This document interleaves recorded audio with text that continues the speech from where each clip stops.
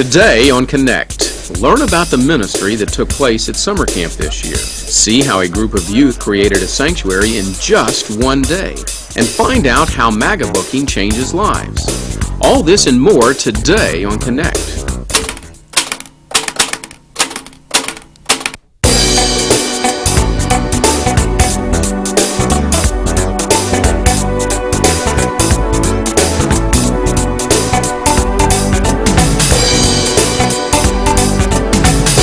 And now, here's your host, Carrie Young.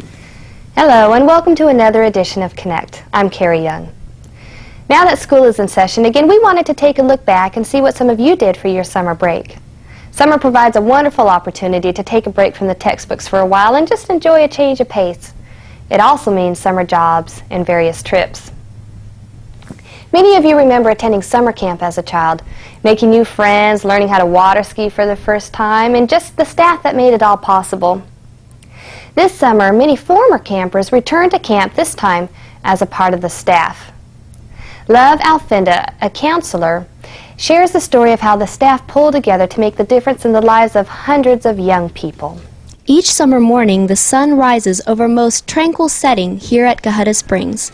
Tranquil, that is, until more than 100 kids arise for another day of camp. It's here amongst these energetic campers that more than 60 young people decided to work this summer.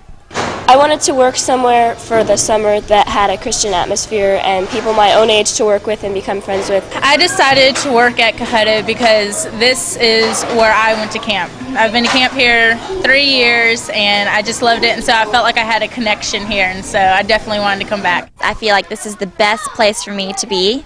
I learn a lot about myself, about others, and also about my relationship with God. Following a week of intensive training, the summer staff began working to provide young people of all ages a chance to experience the excitement of summer camp.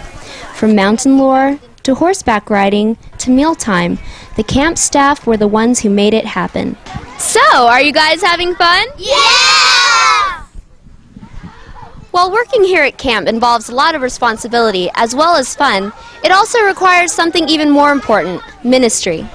The greatest way to be a minister for Christ is to be an example, because being an example speaks louder than words. I wanted to show other kids what I was shown when I was a camper. This is where I first came to know who Jesus was, so I just wanted to kind of give a piece back. I love sharing Jesus with these kids. It's really awesome. I love it. Every summer I come back and do it some more.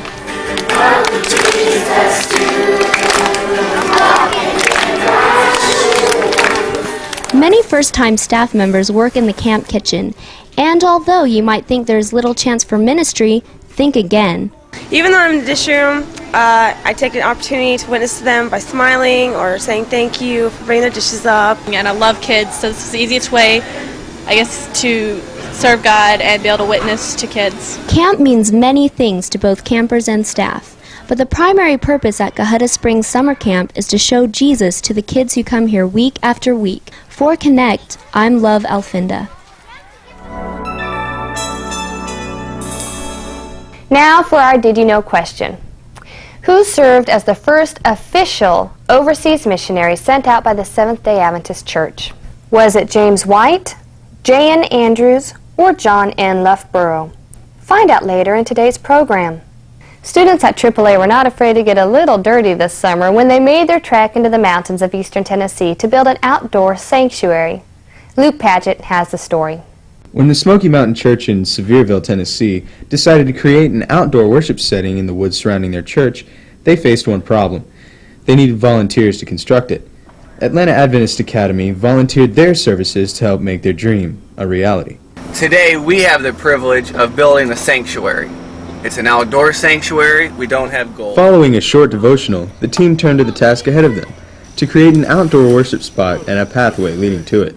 The project meant a lot of intense labor, but the group accepted the challenge. And in one day, this group of missionaries spread a gravel path leading into the woods and prepared a clearing for this outdoor worship spot. Yeah, I think it's a good way to spend my summer break, because I really wouldn't be doing anything else this summer. So I might as well spend it doing something good for someone else. 1, 2, 3, go! It just means a lot to see young people come here with no personal investment, but offer their their legs and arms in service just to help us out. Service is undoubtedly the main focus of this trip, but at the same time, it's developing a sense of unity within the group. My goal has been to get to know some of the new-coming freshmen, so they'll know they have somebody at the school to come talk to anytime they need, just to be a friend. At the end of the trip, the mission team had accomplished two things. They were able to gain a deeper sense of mission and establish relationships that may carry on not only in the coming school year, but for a lifetime. For Connect, I'm Luke Padgett. If you were asked to define the word ministry, what would you say? We decided to ask some of you this question, and here's what you said. The word ministry means spreading the gospel of God and just, so others can hear and see and hopefully believe His word.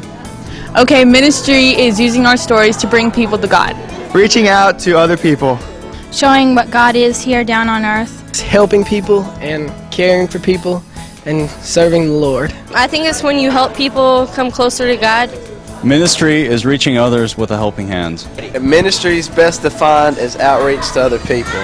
I think that ministry is telling anybody you can about God using whatever skills you have and whatever He's given you to do it.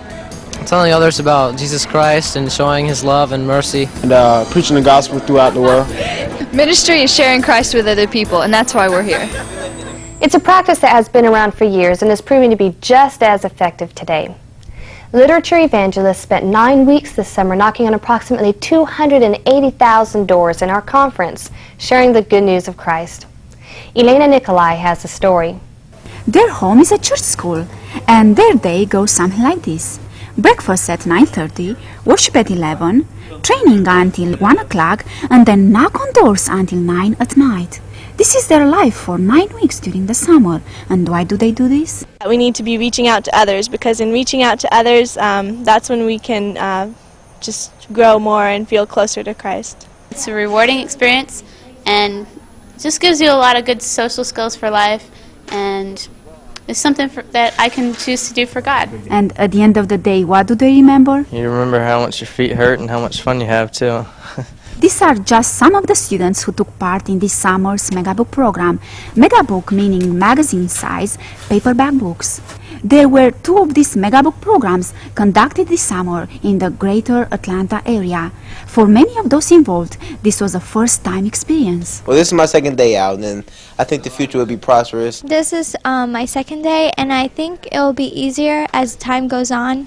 It did get easier with the training that took place each day, and of course, nothing quite compares with on-the-job experience. What did they learn? Just put everything in God's hands and, He'll work with you. Even in the slow days, you can see how God has been working. Each day, a Megabook worker will expect to knock on more than 100 doors, offering books such as Cat in the Cage, a guidebook for children in how to deal with emergencies, a vegetarian cookbook, and The Great Controversy by Ellen White. The task is challenging, but you can ask any colporteur, and they are quick to say that the prayer is the key in getting these books into the people's homes. I pray constantly. I'm walking between houses. I pray while I'm giving my canvas to the people. I'm always in contact with the Lord because He's like my partner through all this. Well, it gets easier with prayer. I pray every day that I'll be bold for Him. Well, whenever I go up to a door, I'm always praying, just like praying that God would give me the words to say to these people and to know what books to show them so I can get the books in their home and spark an interest with them. With time, the students learn the methods involved in this type of work. But perhaps more importantly, they learn that it's through their working in a prayer partnership with Christ that ultimately brings about real success in their life. For Connect, I'm Elena Nicolai. Here's something some of you may not know. Many students who participate in the program earn between $2,000 and $6,000 by the end of the summer. In addition to that, many Adventist schools match a certain percentage of that amount. When you do the math, you discover that many students are able to pay off a significant portion of their school tuition. And now, here's what's coming up on your youth calendar. On November 4 and 5, there will be a prayer conference at Cohutta Springs. You will not want to miss this special weekend of prayer and Bible study. For more information, call the conference office at 1-800-567-1844. extension 346.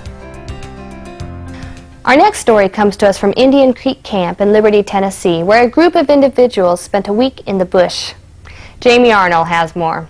They called their mission Project Reach Out, and their place of mission was here in the woods at Indian Creek Camp. They would be clearing a space for additional grazing pasture for the camp's horses. The work wouldn't be easy, but their focus was on reaching out to those in need. I came to help other people and to have some fun. This will be my vacation for the summer. Actually, I came to help others. That's what I came to do.